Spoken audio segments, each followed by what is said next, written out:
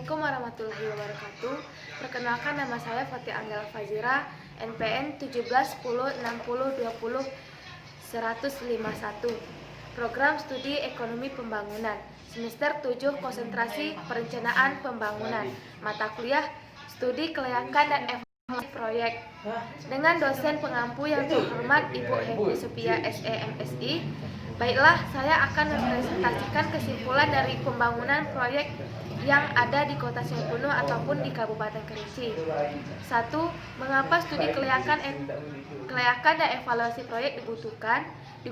Gunanya yaitu untuk mengetahui apakah suatu proyek sudah memenuhi kriteria kelayakan standar, dan kita bisa melakukan evaluasi jika ada kriteria yang tidak terpenuhi. Berikutnya, perbedaan studi kelayakan finansial dan studi kelayakan sosial ekonomi. Yaitu studi kelayakan finansial merupakan suatu penelitian atau analisis tentang layak atau tidaknya finansial suatu proyek dari pemaparan kelompok 1 sampai 6. Studi kelayakan finansial di proyek tersebut sudah sangat layak, sedangkan studi kelayakan sosial ekonomi suatu hal yang berkaitan dengan masalah sosial. Dengan adanya pembangunan proyek maka dapat membuka lowongan pekerjaan sehingga dapat merugi pengangguran.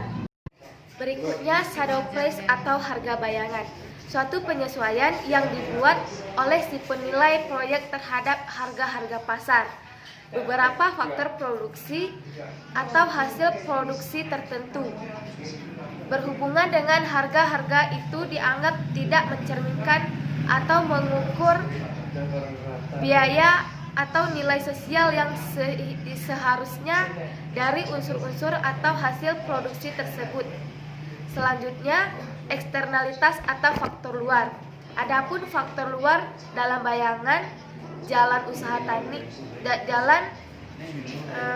tani yaitu adanya partisipasi masyarakat dalam menyediakan lahan untuk pembangunan jalan usaha tani dengan sukarela. Hal ini disepakati untuk mempermudah akses para petani menuju lahan persawahan sehingga proyek pembangunan jalan tersebut bermanfaat bagi masyarakat. Berikutnya, bentuk dan manfaat studi kelayakan dan evaluasi proyek. Manfaat langsung adalah manfaat yang diterima sebagai akibat adanya proyek seperti naiknya nilai hasil proyek barang atau jasa.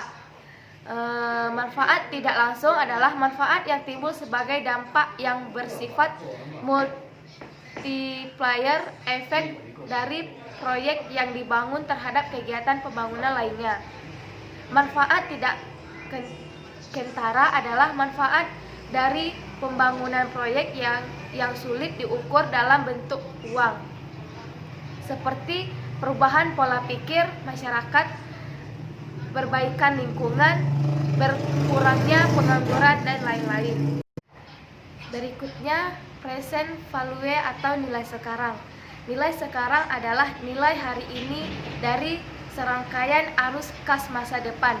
Rumus PV sama dengan FV dibagi 1 tambah R tutup kurung N. Keterangan VP sama dengan nilai sekarang, FP sama dengan nilai yang akan datang, R sama dengan suku bunga, N sama dengan periode. Berikutnya, berbagai parameter mengukur kelayakan proyek. 1 yaitu IRR atau Internal Rate of Return adalah tingkat kebalikan suatu investasi di mana pada saat itu net present value adalah 0. 2. NPV atau net present value adalah selisih antara serangkaian penerimaan di masa yang akan datang setelah dinilai saat ini dengan pengeluaran yang dilakukan pada saat ini.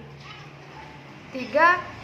Benefit to cost ratio atau BCR adalah perbandingan antara serangkaian penerimaan di masa yang akan datang yang dinilai saat ini dengan pengeluaran yang dilakukan pada saat ini.